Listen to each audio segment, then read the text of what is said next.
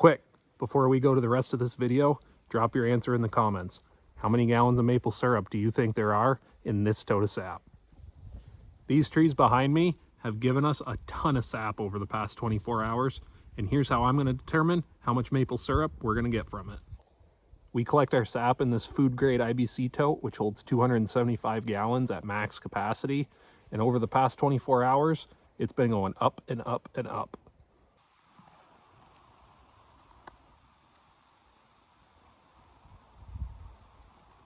So right now, this tote is right around 180 gallons of sap or so.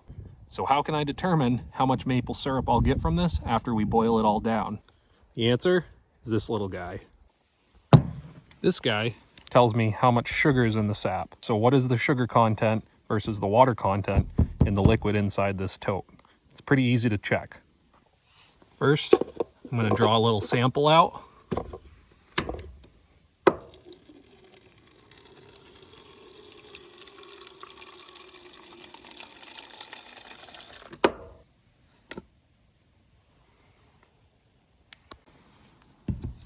Next, I'm going to take a little sample.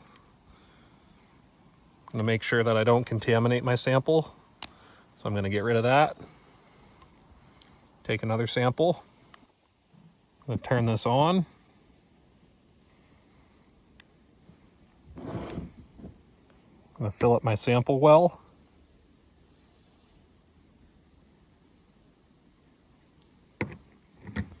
Close the top. And this has been zeroed already. And now I'm going to hit measure.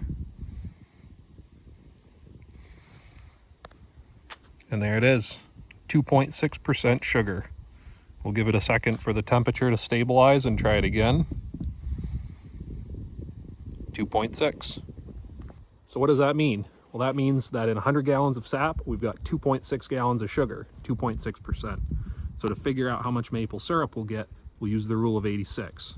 And the rule of 86 is also super simple.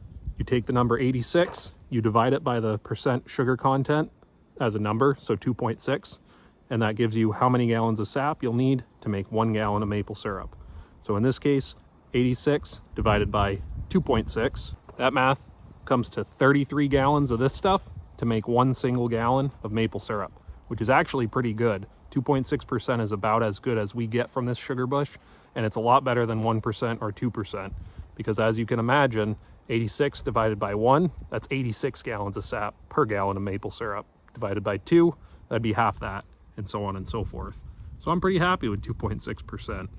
So thank you to all these trees that give us such good sap and make our maple syrup that much better.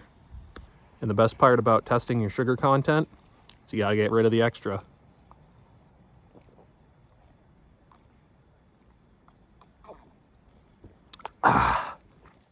You can't buy any water in a bottle that tastes that good.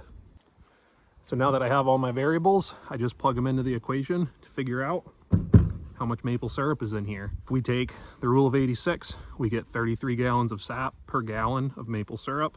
We've got 180 gallons of sap in the tank. 180 gallons of sap divided by 33 gallons of sap per gallon of syrup brings us to just a whisker under 5.5 gallons of maple syrup in this tote alone.